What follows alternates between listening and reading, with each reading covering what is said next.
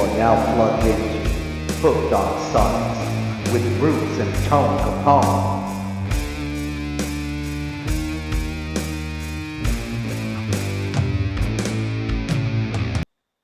And we're live.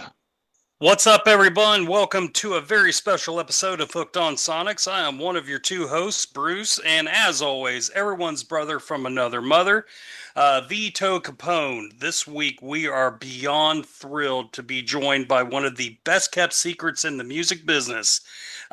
He's been a member of the New York Dolls, the Michael Monroe Band.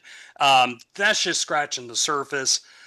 He's joining us this week to talk about his latest solo album called The Concrete Jangle, available everywhere. And you can also hear quite a few cuts from this fantastic album on Little Steven's Underground Garage there on Sirius XM. Everyone, please welcome the powerful and attractive Steve Conte. What's up, bro? I like that introduction. Thank you. I do it for a living. Yeah. Thanks for having me, guys. Yeah. I appreciate it. So, wait, who's Vito Corleone? What was the other name? Vito what? No, Tone Capone, man. It's been my stage name for a long I thought time. you were Antonio. No. Antonio. Antonio. How you doing, Anthony? Good deal. You Yeah. know, being a New York native, I'm going to get right to the question I've been dying to ask you. I've been thinking about since my trip in New York, and I ask all of our New York guys. I need to know Pizza? your favorite slice and your favorite Sicilian slice. How do they know it? You know what? I haven't been eating pizza a lot these days. You know, I'm watching my La Panza here. But let's see. Well, in general, my favorite slice is a corner slice of Nona Sicilian. Nice. Like Nona is like grandma style with real mozzarella, like not the real the white stuff. Have you had the Sicilian down at Scars? Doesn't sound Italian to me. So I'll tell you what, if you go to Scars, there's usually Scars. There's usually a line out the door at this place. At least there was when I went and visited up in New York. I can tell you, great slice, even better Sicilian slice, and they are milling the flour in the basement to make the dough and bringing it upstairs. They're cutting through the line to bring it and everything up there, dude. They really do have a nice slice. Where's that? Man, I want to say in Midtown, downtown. I don't want to say Brooklyn, man. Queens. I was over near Tiffany's and bought my wife's ring and stuff, man. I can't You're remember. Midtown. That's like 57th Street. Yeah, man, it was amazing. And then 2 blocks behind the World Trade Center monument, we found Joe's, and I really like their slice a lot. So Joe's is good. John's is good. What else? I like Ben's in Soho. Probably that's where it was. That's where Scars was, in Soho. probably not real Italian, but I used to do Ben's a lot when I wasn't eating cheese. I was on like a sort of vegan thing, and I would get this slice that was what did they call it? Can't remember, but it was just tomatoes, garlic. It was a Sicilian slice. Tomatoes, garlic, breadcrumbs, onions. Delicious. I can't remember what they call it, but there was no cheese. Yeah, nice. But, I do like, the grandma because it's got garlic and it's like just as soon as you bring that box into the car or into the house, and it's just the garlic is. Michael Monroe would hate it. Really? The dude does not eat garlic. He does not. He hates the smell of garlic. He hates the taste of garlic. I can eat garlic by the spoonful. He was traumatized by garlic when he was a kid. So, I can literally eat garlic by the spoonful. Yeah, My daughter can too, and like it's crazy. My wife goes, "Man, you guys' breath is rotten," and I'm like, "Look, I could eat a clove by itself. Just leave me alone. I love it." I always make sure that I don't eat garlic before we do a show me and Michael, because I get on the mic with him and I go, hey, yeah, rock and roll, and I'm going, yeah, yeah, rock and roll, like, breathing out the side of my mouth over here. That's Yeah, funny. the real question though is, since I got you guys here, pineapple on a pizza, yes or no? Hell no. That's a hard pass. That's the correct That's answer. I'll say I've tried it just to say that I tried it, and it's not for me. Never. It's not for me. It's not for me. And I had to know. Finland is guilty. Finland, they put friggin' fruit on pizza. They got strawberries. They got like cranberries. They got lingonberries. They got on a pizza. That's Come gross. on. What are we doing here? Yeah. Drives me nuts. Ugh. Don't get me started. Yeah. So, I believe we released this Concrete Jangle back in 2024. Just I want to say, was that mid-year, Bruce? Yeah, it was record store day back then. Yeah. Well, yeah, it came out Record Store Day 2024. Well, yeah, actually, the first single came out. Holy crap, man! The first single came out June of 2023. That's right. Really? Yeah, because it was 4th of July was my first single, and that Mhm. came out just before July of 2023. Then the second single was Girl with No Name. That came out in the end of the summer, like August maybe, of 2023. Yeah, and then I think I had another one in October or something, and then I think it was We Like It. And then I had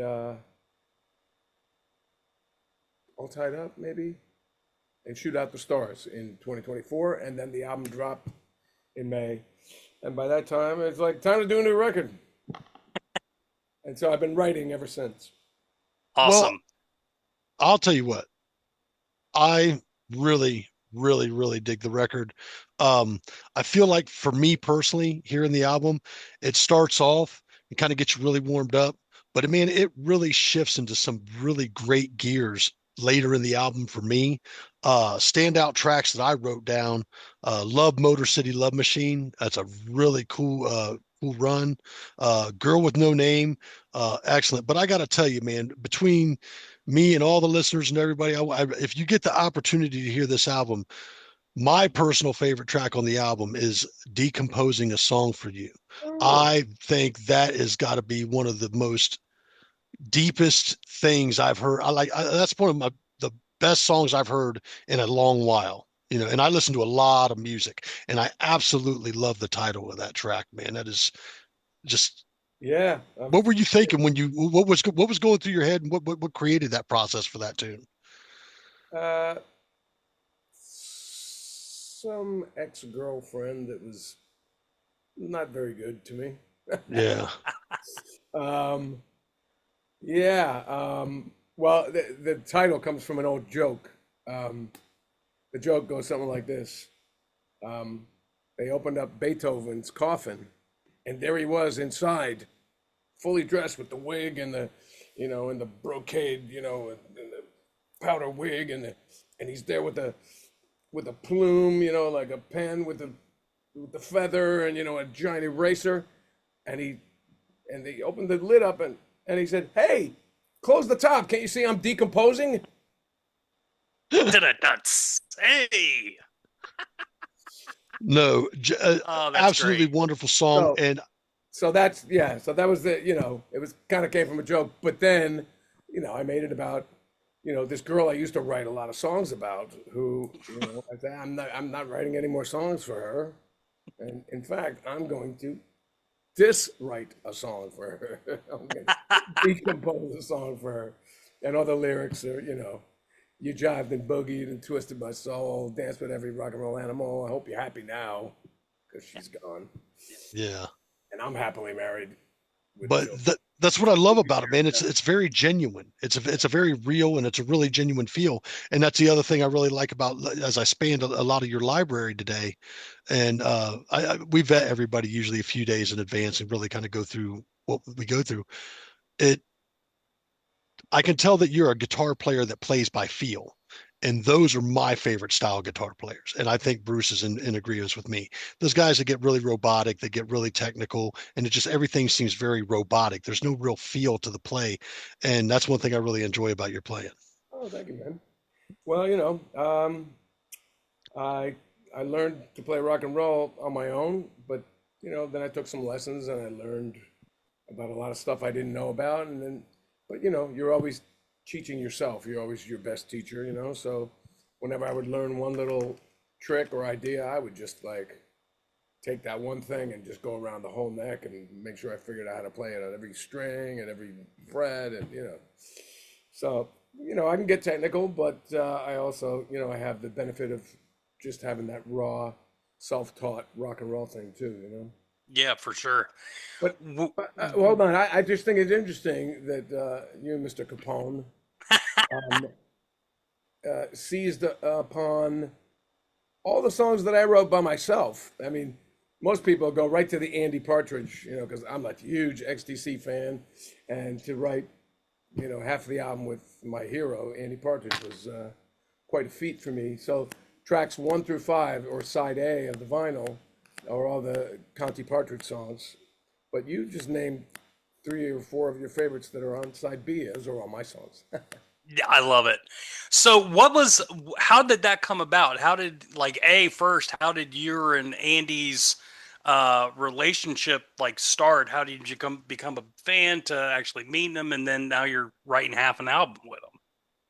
Well, I mean, I heard him on my college radio station when I was maybe, I guess, a senior in college. You know who Matt Pinfield is? Oh yeah. Yep. So Matt Pinfield was the DJ at my college radio station, Oh, No wow. kidding. Rutgers University in New Jersey. Lucky you, man. Yeah, and Matt was spinning. I remember I'd given Matt a demo tape of like one of my first songs that I ever recorded, and I asked him if he would play it, and he spun it on the air, Hmm. and then so I would always like listen to the station to see if he was going to spin it again. He probably only played it once, but one day I was tuning in and he played "Melt the Guns" by XTC, and I was like, who is this? Why don't I know this? Why don't I have this record? And I had been hearing XTC, like the guys who lived in my dorm and on my floor, they were playing XTC records all the time, and I didn't get it. I was into jazz. I was listening to Miles Davis. I was listening to John Coltrane, Wes Montgomery, and all this like jazz stuff. So like that like big loud like Steve Lillywhite drum sound was like too cacophonous for my ears at that point. But once I heard "Melt the Guns," I totally got into the personality of Partridge and his writing and his lyrics. And then I went back and listened to those same records that I had been hearing around my from my roommates and my suite mates, whatever.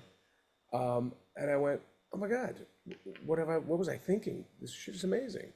So then I became a huge fan, and that was many, many years ago. And I just bought every record since then, Skylarking and Oranges and Lemons and None Such, but English Settlement, that was the album that was out at the time, and that's still one of my favorite top 3 XTC records. And then later on I met Steve Lillywhite, the guy who had produced Black Sea and Drums and Wires, those 2 XTC records. I love Drums and Wires. Yeah, so I had met Lillywhite, and we had played music together, and we would go to parties together, and like I'd sub for him on his radio show. He let me guest DJ for him, and one day we were chatting on Twitter, and he was like, I mentioned something about XTC, and he said, oh, Andy's on Twitter, And I said, really? Oh yeah, this site this name XTC Fans is actually Andy. He answers everything. He said, let's rope Andy into this conversation. So we started chatting, and Andy had actually heard my stuff before, because a guitar builder I knew from New York was building a guitar for Andy in like the early 90s maybe, and I gave him a copy of what was then my most recent record that I don't, my brother, called Bleed Together by the Contes, was our band. And Andy had heard it and liked it, but, never got in touch or, signed me to his label or anything. I found out later that he really liked it. But so when we started chatting on Twitter, we didn't talk about that, but he said, "You stole my dream gig." I went, "What? Dream gig?" He's like, "Yeah, guitarist in the New York Dolls." I was like, Oh man. let me wrap my head around this. Here's this bespectacled, balding Englishman, and he wanted to be in the New York Dolls. So like, how did he figure that was going to work? But back then, when he was, he actually sent a letter to David Johansen and everything, saying he wanted to be in the band. And this would have been 1975, so it would have been before XTC started, and they all had long hair back then, and Yeah. they weren't doing the short, punky new wave thing yet. So I guess Andy thought he had a shot at it, and well, the Dolls only lasted another year or something Something like that. after Thunders left. Yeah, Do you think that would have worked? No. No. Yeah. First of all, he's English. He would have to move to New York and probably support himself by doing some kind of awful job. Because the Dolls weren't they kind of supported themselves by doing gigs, and maybe I don't know where I think they all lived in a loft together, and it was like the Lower East Side. Nobody had any money, people getting by hand to mouth pretty much. Yeah. So yeah, I don't think that would work. And stylistically too, Andy's a completely different kind of guitar player from Yes. Johnny Thunders, who was more of a Chuck Berry blues scale guy, and Andy's more of like a angular, very weirdly rhythmic, Yeah. thing. So how did you guys? When did you guys decide? Hey, let's write some songs together. And did you already know that it was going to be for Concrete Jangle, or was it just, hey, let's just see what happens? Well, excuse me. This was my thinking. I have been listening to a bunch of interviews with him where he was talking about this album that he has called My Failed Songwriting Career, where he had written a lot of songs for different artists. Uh-oh, wait a minute. My Zoom just went away. You still got me? Yeah, Yeah, we we can got still you. see you and hear you. Oh, there you go. So he had written a lot of songs for different artists, and for whatever reason, they didn't use them. Maybe they thought the songs were too weird. Maybe their management did. Maybe their label did. But I thought, you know what? If I ever got Andy Partridge to write a song with me, there's no way I would ever leave it off my record. I mean, that's crazy, right? Mhm. So I thought, wait a minute. It's time for me to do a new Wicked Cool Record single. So I wrote him. We've been emailing. And I said, hey, Andy, would you like to write my next Wicked Cool Record single with me? Just one song. And he was like, well, Steve, I sort of swore off writing with other people, but it's not a no. And so I went, all right, well, that's promising. So I went home and I whipped up this track. It was very XTC, psychedelic Beatles, like I'm the Walrus kind of. Actually, it's the last song on the album, Concrete Jangle. It's called I Dream Her. Okay, yeah. Hell of a banger of a closeout to a great album. I didn't get to finish that earlier. Like I told you, man, that whole second half of that album is just Well, thank man, you. it's Well, it wasn't called I Dream Her yet. It didn't have a title, didn't have any lyrics, didn't have any melody. It was just the feel and the groove, and I had like some of the arrangement. And he was like, he wrote me back. He was like, yeah, Steve, that's really great, but it sounds too finished. I don't think I can add anything to that. So why don't we start something from scratch? And I went, yes. He said, we'll do a Zoom. So I said, all right, great. Now, on Zoom, you can't really play in time because, one guy plays and then the other guy has to listen, because if you start playing over each other, Yeah. you can't There's hear a each lag. other, and there's a delay, and Yeah. So we arranged this writing session, and we both brought one song or one song idea to the session, because nobody wants to show up empty-handed and be like, "Duh, what do you want to do?" So I brought one idea, he brought one idea, and we just started from there. The first song we wrote together was "Hey, Hey, Hey, Aren't You the One," which is I think the second song on the album. Yep. And I brought a song that didn't make it onto the album. I still have 3 songs left over, by the way, for my next one. 3 Conte Partridge songs. I brought a song that didn't make the album, and we have 2 more that will be for an album down the road. But the next one of mine that we finished was "Shoot Out the Stars." He liked the title. I just had the title. He was like, we can do something with that. And he just started playing some chords, and we came up with a concept and a melody. 4th of July, I brought to him. I had the chorus. I had been sitting on that chorus for like 20 years. I could just never get a verse that I liked. So I played it for him, and he knew exactly where to go immediately. It was like, yes, thank you. So we wrote 8 songs. It was supposed to be one song. We wrote 8.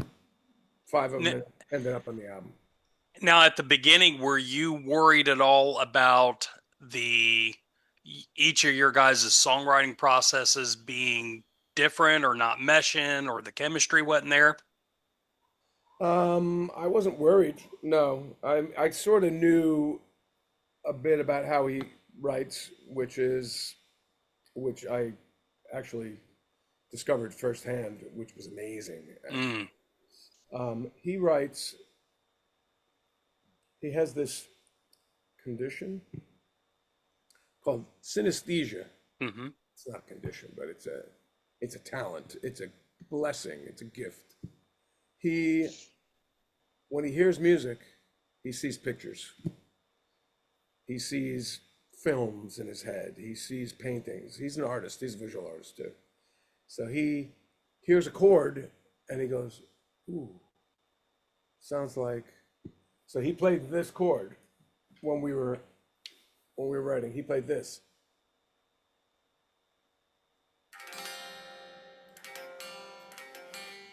I had a tune in there, but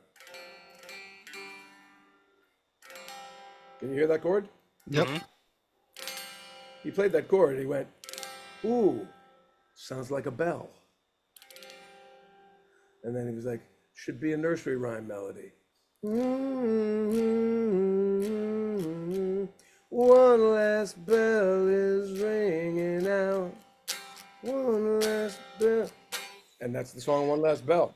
I love that song, by the way. Dude, another banger. Yeah, he heard Another the banger. chord and it sounded like a bell to him, and next thing you know, the song's about a bell. Yeah. And then, but I mean, okay, a song about a bell, that's, what are you going to write about a bell? And so as it went along, you just have to trust that you're heading somewhere, viable or that's, I don't know. I mean, sometimes you throw stuff out, you get to the end and you go, nah, that sucks, but we can still keep the title. But this ended up being about, like, it's the bell of truth, let the truth, and then I came up with "Let the Truth Ring Out," and the age of lies is over, and it's like this bell signifying, here comes the truth, and we're gonna hopefully do away with all these, the age of lies, basically. Yeah. And wishful thinking. Aren't we all? Yeah. Aren't we all? So do you look at each song as like how do you look at each song? Like, after you're done with it, is it like one of your kids and you really hold on to it? Or are you, once you've, created the song, it's out in the ether, you're done with it and moving on to the next thing. Well, one thing's for sure: when the record's done, that's when I stop listening to it. Hmm. I mean, as soon as the mastering, you know, you record the songs and you mix them, you listen to them incessantly, you make sure you get the right mix. Then you bring it to mastering, which brings up all the levels at the end, makes sure all your 10 songs are the same volume, and then maybe some has more bass than the other, maybe bring the bass down on the other, that one, or bring bass up on other ones, you know what I mean? Yeah. Whatever makes that song, whatever that particular song needs. But after the mastering, I stop listening. I don't listen to my own records. I listen to stuff to envision how it should come out on record, and then after it's out on record, my job is done. Okay. Move on to the next thing. So let me interject here real quick, Bruce. In that writing process, this brings me to a question I was when I was going through your catalog. I understand that you had done some soundtracks for some anime films like Cowboy Bebop and stuff like that, and I got to hear a couple of those tracks. My question to you is, when those tracks are made, are you doing those before the movie's done? It's just something you submit to the individual, or is it something that you've seen the anime and you've made the song after seeing where you're going to interject that part? First of all, I didn't write any of that music. None of it. No. I'm just the singer. Okay. It's all written by Yoko Kanno. Yeah, I saw that. Yoko Kanno is the composer. It's her band, the Seatbelts, that does all the playing. Okay. Except for one song that I play guitar on, the song "Could You Bite the Hand" from Wolf's Rain. Okay. Wolf's Rain is another anime, and that's just a solo acoustic thing that I play guitar and sing on, and I did that live. But other than that, she came to New York, Yoko, before all this anime stuff was even happening. Right. She came to New York to do vocals for her solo album in like 1998. And she asked around and got my name from, people that knew I was a good singer and knew I was a dependable guy and easy to work with. This gets back to what we were talking about before you started recording, about how one maintains a music career in New York City. You got to deliver the goods and be on time and be dependable, right? And be talented, right? So anyway, she got my tape, liked what she heard, tape I think it was, or maybe even a CD back in '98. Probably burned a CD for her. Yeah. And she called me to the studio. I sang on her album, this album called "Song to Fly."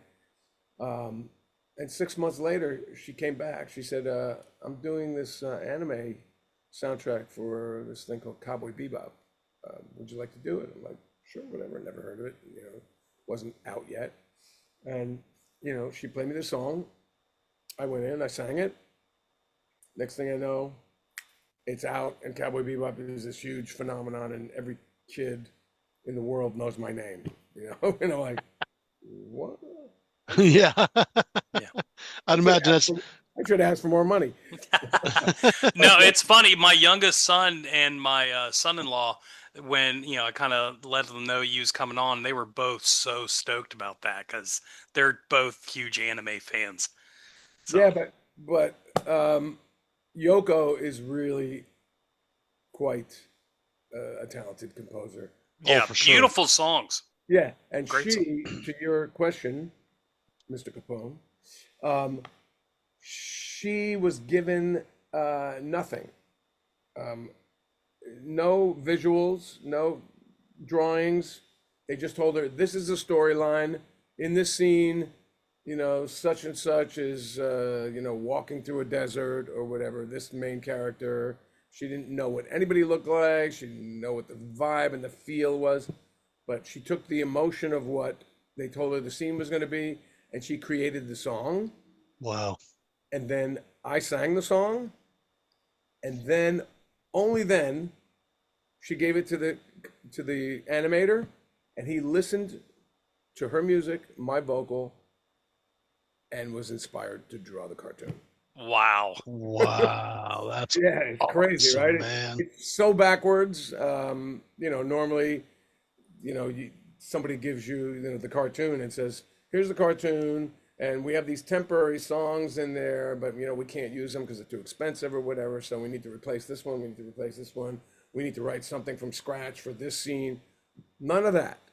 She was shown nothing except just told, "Write this sad song for this scene, something uplifting for this scene. Blah blah blah. Here's the story," and Then they created the film or and whatever. they listened to our music and my her music and my vocal and drew from that standpoint. That's nice, man. Yeah. Also going back a little bit of a ways and vetting some of your stuff just real quick, because I do want to touch a little bit on this. Company of Wolves, man. There's a song on there called Jilted. And man, I gotta be honest with you, knowing things that I know about, I'm not a great guitar player, but I know how to pick something up and noodle around a bit. However, that solo on there is one of the most unique solos I've ever heard. And I just remember, like, it's when as I'm vetting things, it's not too often I hear something, I go, hold on a second, I got to go all the way back upstairs, switch that tune back so I can hear it again. What the hell happened there? I just want to tell you, man, I really, really, really dug that solo on that. And then coming into the Crown Jewels stuff, that first Crown Jewels album, Trail of Tears, heavy, heavy, heavy tune, man. Want to give you a lot of credit on that, and I also really liked Finish Line on that album as well. So I just kind of wanted to let you know. Did Oh, scope Fine Line? some of your stuff, or yeah, Fine Line. Sorry, Fine Line. I'm looking at it from over here and partly blind, so I apologize. But no, man, I really enjoyed going through some of your catalog there, and I'm definitely going to be checking out more of it. And the new album, man, Bruce and I have been discussing it all day, and we're like, man, this thing's solid, solid, solid. Oh, thank you, man. Yeah, man. It's the first. The funny thing is, the Beatles are always my number one. Um, they were when I was a kid. They're my constant inspiration for melody, lyrics, chords. You know, they're the highest standard I set myself to. I set myself up for failure all the time because I want to be as good as the Beatles, and it's never going to happen. But the funny thing is, the first record people know me from is Company of Wolves. It's kind of a hard rock, Stonesy, dirty New York. There's a couple of very melodic, like My Ship and Girl, maybe, that get a little more, less bluesy and get into more of a Beatle Cheap Trick thing. But then, after that, I went to the Crown Jewel stuff, which got really bluesy and like 70s classic rocky, and then my Linoleum album, Crown Jewels, was very singer-songwriter, and then my Steve Conte and the Contes was wacky. That's that Bleed Together album that Andy heard. That's like goes everything from like jazz lounge to like power pop. And then my Crazy Truth album is like a New York punk album, and I never recorded. I never put out anything that showed my Beatle influence on my sleeve so heavily as the Concrete Jangle. And I figured, hey, I'm writing with Andy Partridge. He's, giving me, 5 very melodic co-writes here. I can't be no slouch here, and I have to put the songs of mine that have to be as good as the Partridge Conte songs. So I went through my archives and I found some of my most Beatley melodic things, and I had a couple of new things, and that's how that album became what it is.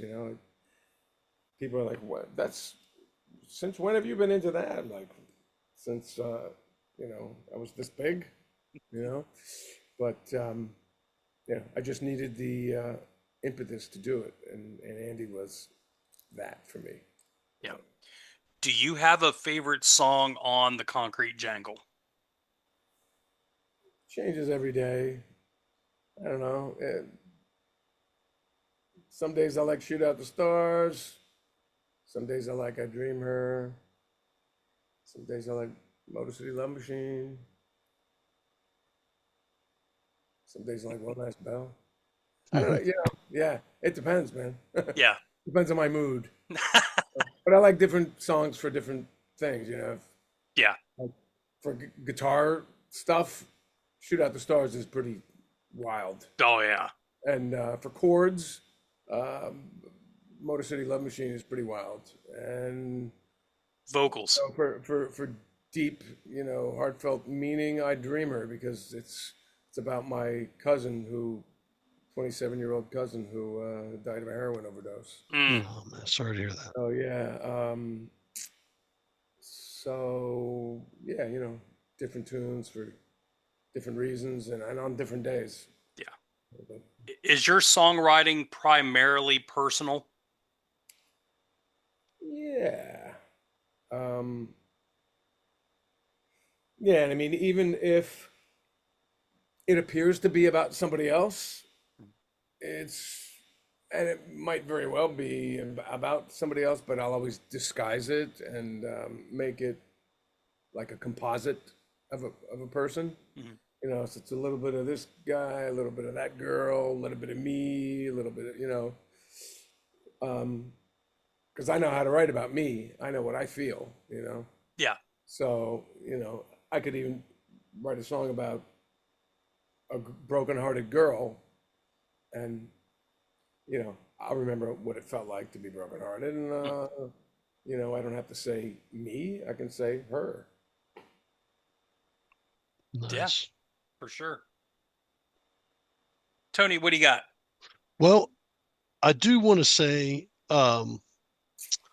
what's coming up next, man? What do you got next on the plate? Right now, I'm finishing new songs for a recording that I'm going to be doing in about 3 weeks.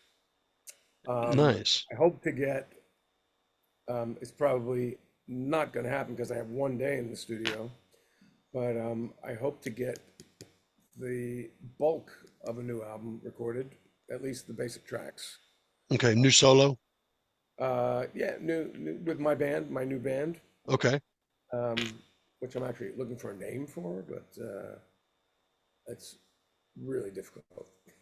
Every time I come up with a great name, I just go straight to Google, band, comma, name, and of course, there's some stupid band in the Midwest who plays Holiday Inns, plays cover tunes, who's had that name for 10 years.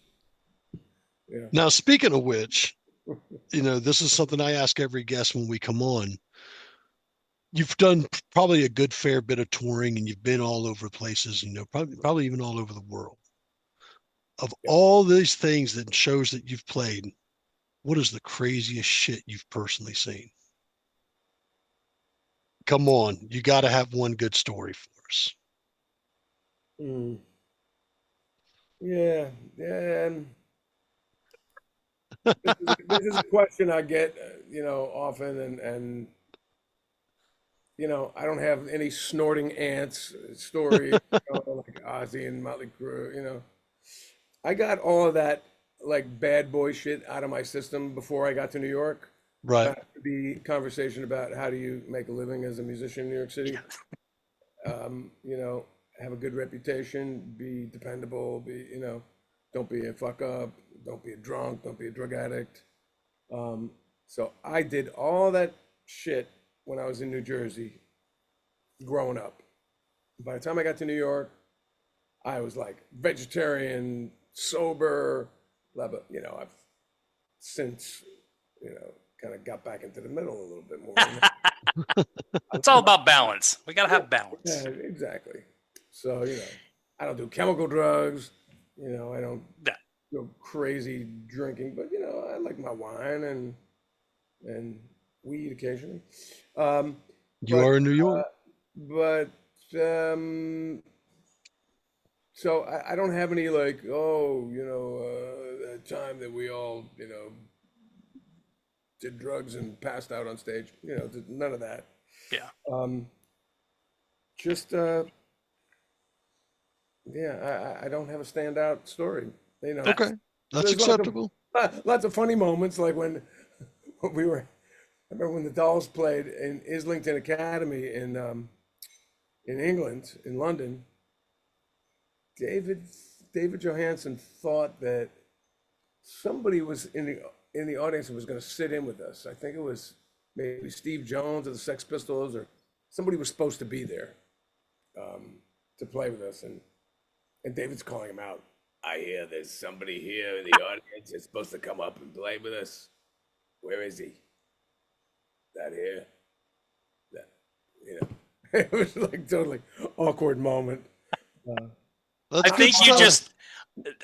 just beat Keith Roth's impersonation of David David? Joe. Oh God. Man, that was great. Well, if anybody knows Keith, David's Dave, yeah, it's Keith Roth, because he was his right hand man with absolutely. that stuff for years. Yeah, for sure.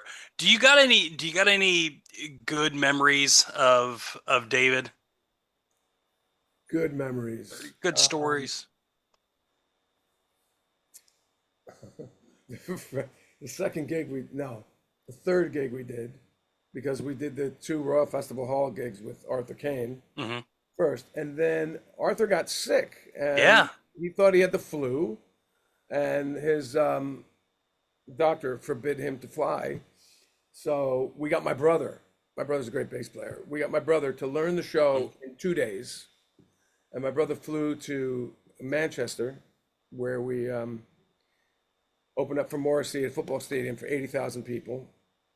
And my brother didn't know David either, really.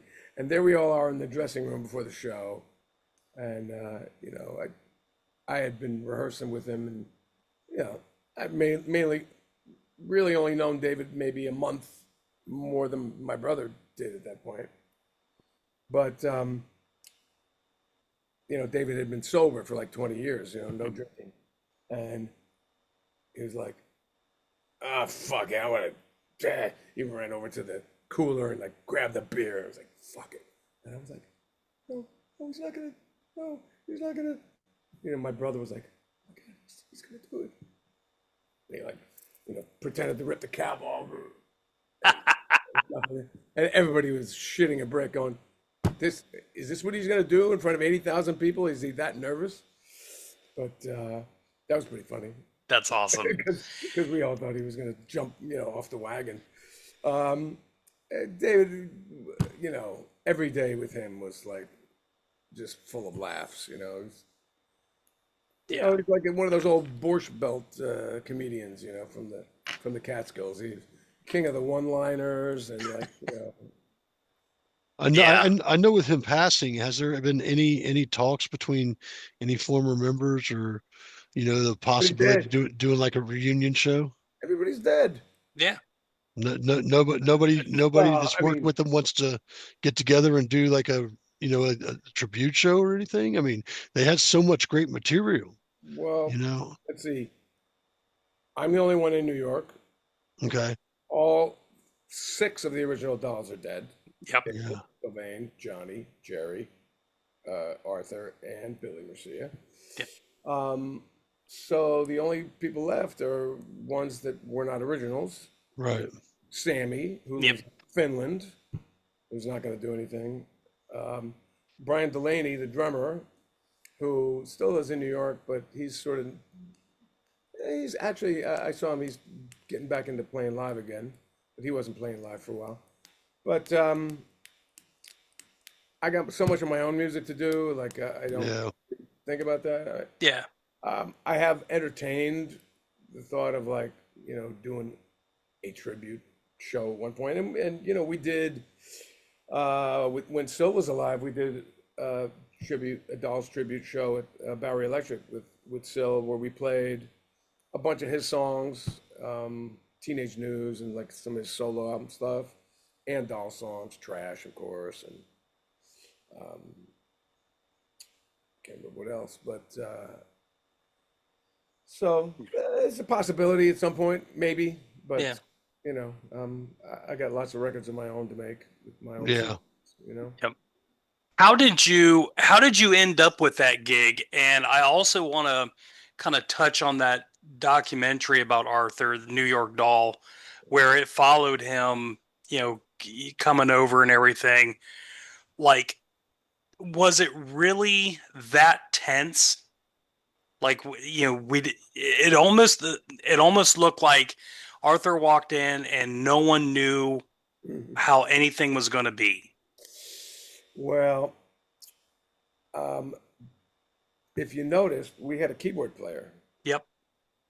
Now, that guy, Brian Coonan, his name is, he was from David's Buster Poindexter days. Hmm. He's a guitar player. He's a great guitar player, but he's also he's a great musician, great keyboard player, great guitar player. Um, and David wanted him along to be musical director just in case Sil and Arthur, weren't up to, the task or whatever. Yeah. But we got in the room the first day. In fact, David wasn't even there the first day. It was Right. me and Sylvain and Arthur and Brian the drummer and keyboard player, two Brians. And we were fine. But yet David kept him on, the keyboard player.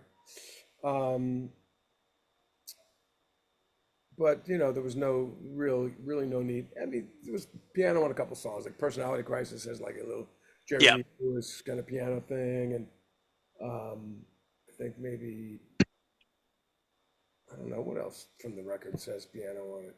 Yeah. We did some Shangri-La songs that were nice with piano, but yeah, basically everybody was fine. We didn't need a musical director, and within, by the time we got around to doing that album, the Pink album with Hmm. Please Us, Brian recorded the album with us, but then he left when it came time for the road. I think maybe we did 2 gigs with him, and then he left to go play with Barbara Streisand because Huh. that's the kind of musician he is. He's a great musician, Yeah. play anything. So, but yeah, it was very. I learned a lot being in the band, and I learned what to leave out.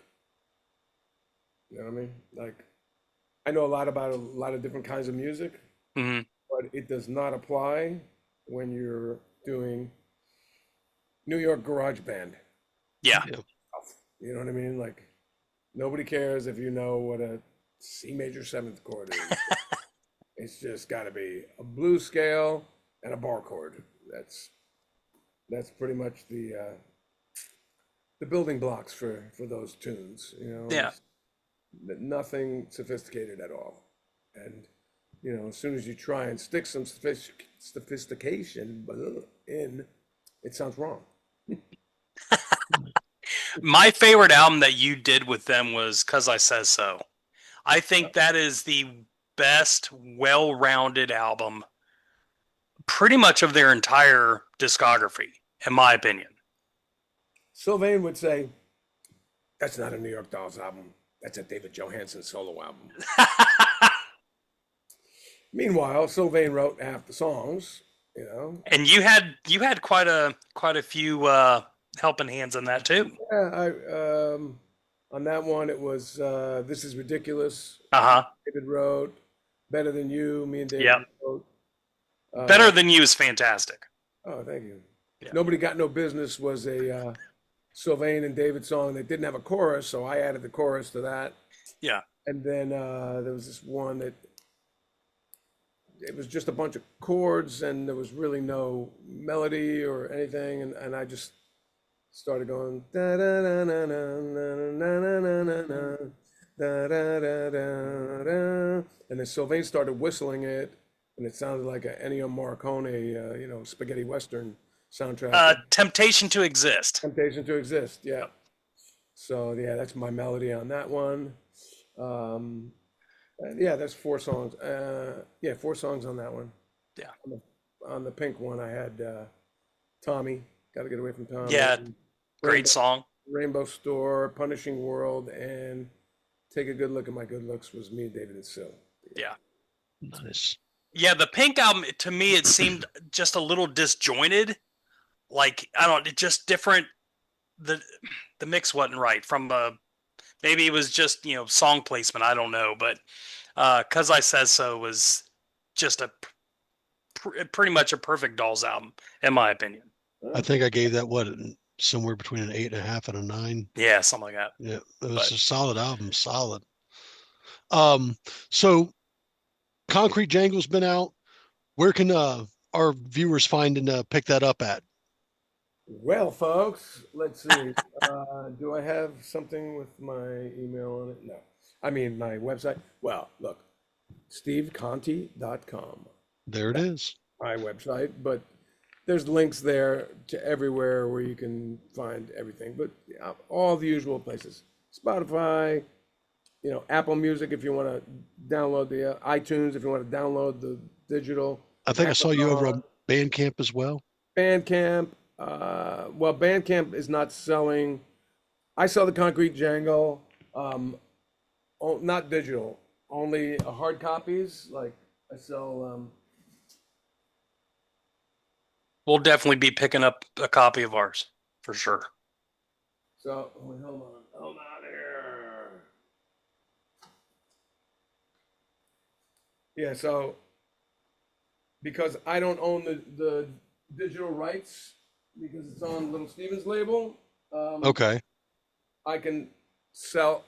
I got the wrong album. Anyway, I can sell physical product. I get physical product from the label, and then I sign them and send them out from home. So those you can find on Bandcamp.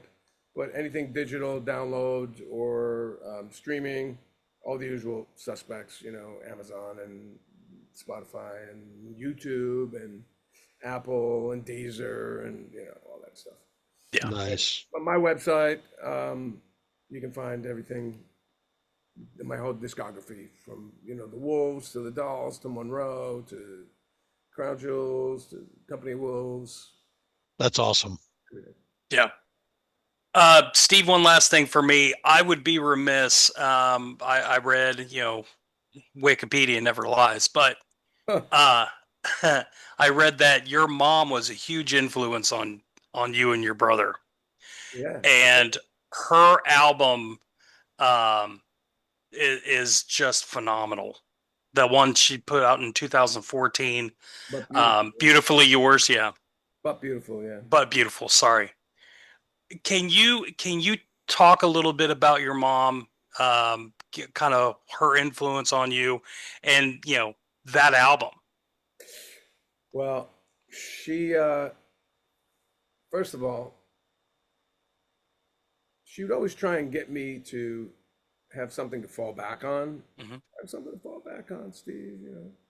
Music is great, but. And meanwhile, I watched her raise 4 kids on a singer's salary alone. She was a single mom, single parent, raising 4 kids by herself on a lounge singer's salary. So I thought, if she can do it, I certainly can do it. I don't, I was a kid, so of course I didn't have any bills or children or anything to worry about. So I just went for it, and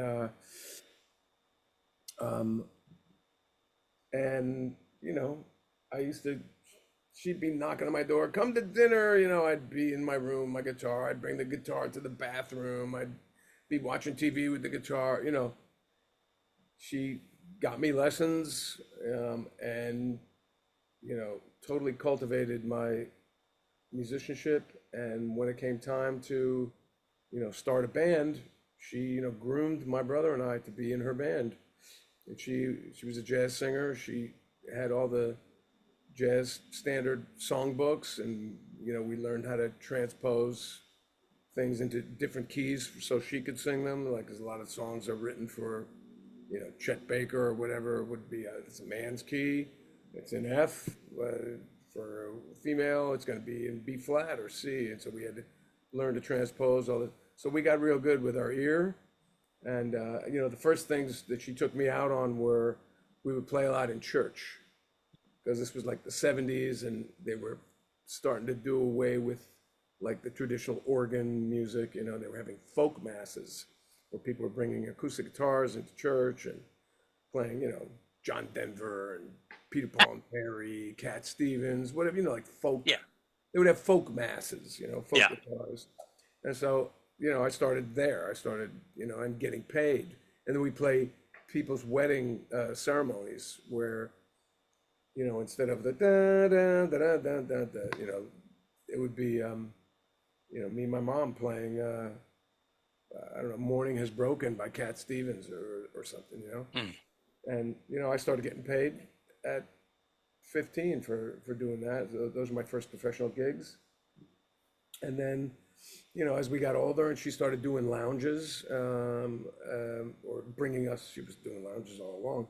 She started bringing us onto her gigs and, we had learned some of the jazz repertoire. And then, I thought, well, I better really learn this. So I started taking some lessons with a jazz guitar teacher and went to school and learned even more. And, by the time, I was at the end of playing with her, like right when Company of Wolves got signed, 1990, that was kind of the end of our playing with Mom, era.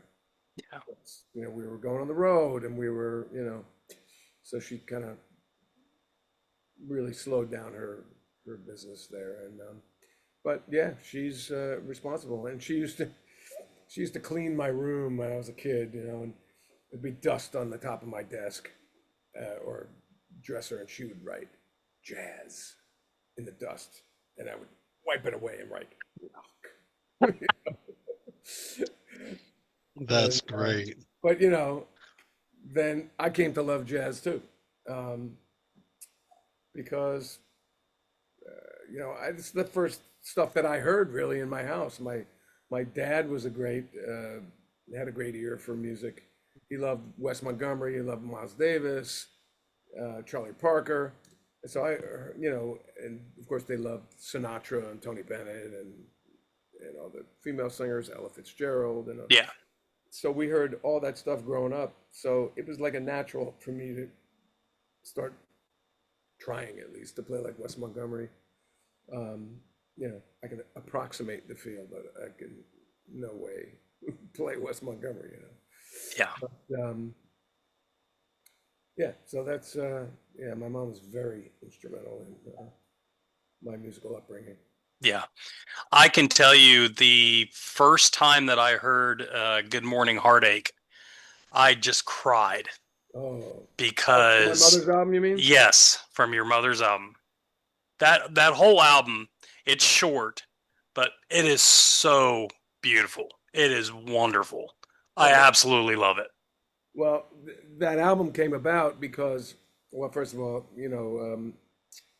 Good Morning Heartache is a Billie Holiday song. My mother's, heroine was Billie Holiday.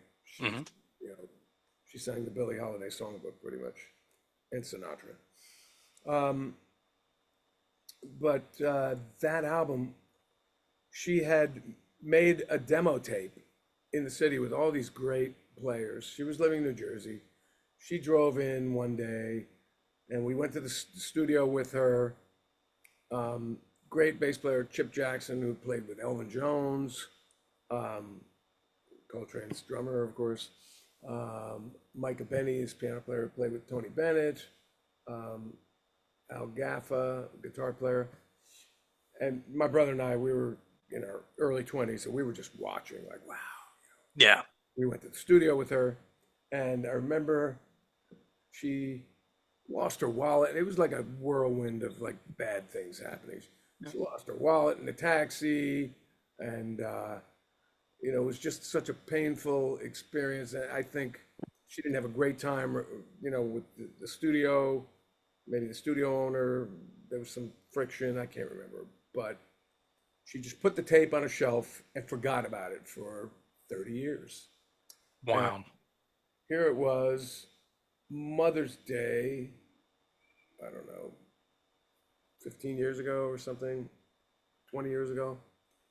And we, my brother and I said, we got to put that record out for her.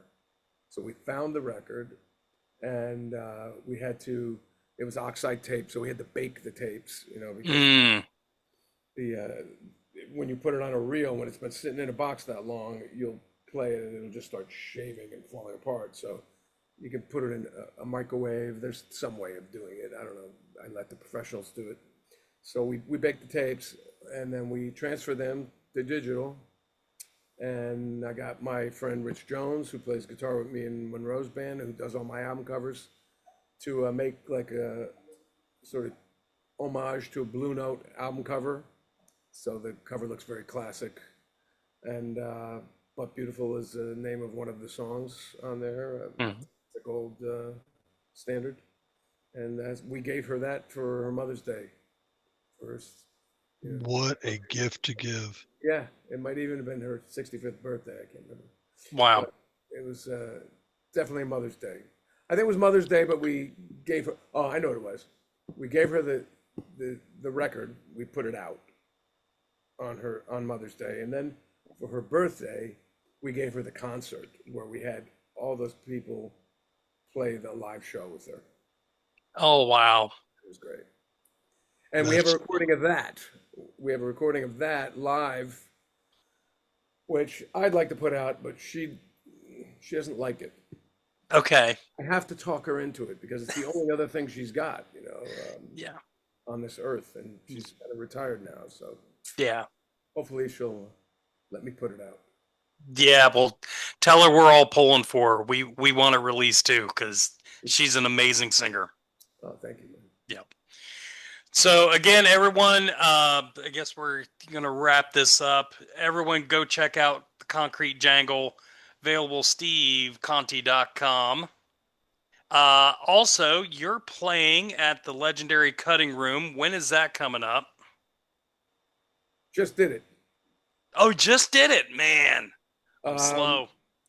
Yeah, I played a Fair Play Concert for Justice last week, and then, or the week before, and then last week I played a Hilfiger fashion show there. Yep. With my band that my kid was actually in the fashion. Yeah. And I don't have anything else. Actually, tell you the truth, I do have something else at the Cutting Room, October 2nd, but it's none of these things are with my band. I'm just like sitting in with Simon Kirk, the drummer from Bad Company. Okay. We're gonna play some Bad Company and free songs, and it should be fun. But the next gig with my band is going to be October 30th. Where are you guys? You're in Knoxville? I'm in Knoxville. He's in Columbus, Ohio. Okay, so is that drivable? You're right on the border, right? Yeah, pretty close. Yeah, we're kind of close It's to each drivable. other. Yeah, I remember I played an anime convention in somewhere in, yeah, anyway. I was surprised how close together Ohio and Yeah. or maybe it was Kentucky. Anyway, October 30th, I'm playing the Rocks Off cruise around the harbor of Manhattan with the Dictators. Okay. Our friends. We love those guys. Yeah, the legendary Dictators with Yep. Andy Chernoff, Ross the Boss, Albert Bouchard, and Keith Roth. Absolutely. Love those dudes. So that's our next band show, October 30th in New York. And then November 7th in Woodstock, Colony. Yeah, everything's on my website, steveconte.com. There's a tour page, there's a discography, there's, news, everything. You can find anything there. Awesome. All right. Well, with that being said, we have had a wonderful evening with a hell of a musician that got his hands in all kind of dirty little pies across the universe. But thank you again so much for your time. And Concrete Jangle, man, if you want my straight up review right off the cuff, Out of 10, man, I'm going to give it a solid 8.75 from me, just because I really love that other side of the album. The B side of that album is just a monster. Nothing against the other side of the songs. There was some good stuff there, but man, it really felt like I could tell it got personal on the other side of the album. Mm. Well, thank you. Glad Yeah. you dug it, man. All right. Bruce? Hey, real quick, we almost forgot. Steve, we ask every guest at the end of the show to give us an album that either means something to you or something you just started listening to, something to give us an album for next week to review on the show. Well, It could be anything, any genre. We'll hunt it down. Yeah. wow. You know, my number one album of all time is Revolver by the Beatles, but you probably listened to that a million times. Let me think of. We have not reviewed a Beatles album on the show. You have not? We have not. No. My God. Well, Well, man, we've done over 100 episodes and so many different bands that we listen to. um, that's my favorite album of all time. So Okay. I'd say that's a good one. I'm just looking through my phone here to see what the latest things I've been listening to are. XTC, Dylan, Johnny Cash, Bad Company, Lily Hayden, Tammy Wynette. I mean, there's all kinds. I'm a musical schizo, Same here. but you can't go wrong with Revolver because Oh. it is schizo itself, which is probably why I am schizo.